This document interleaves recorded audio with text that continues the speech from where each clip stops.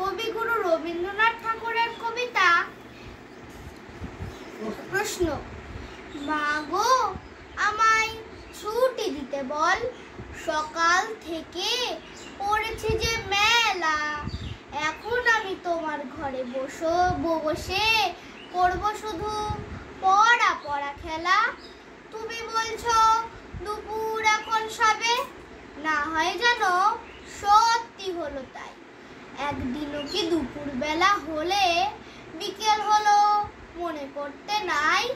আমি তো বেশ ভাবতে পারি মনে, সূর্য ডুবে গেছে মাঠের এসেছে, বাগদি পুরি চুবড়ি ভরে নিয়ে শাক তুলছে পুকুর ধারে এসে।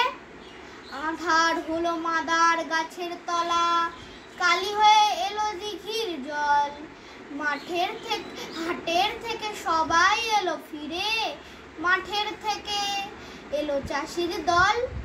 মনে করে না উঠলো সাঁঝের তারা, মনে করে না সন্ধে হলো যেন, একদিনও কি সাঁঝের বেলা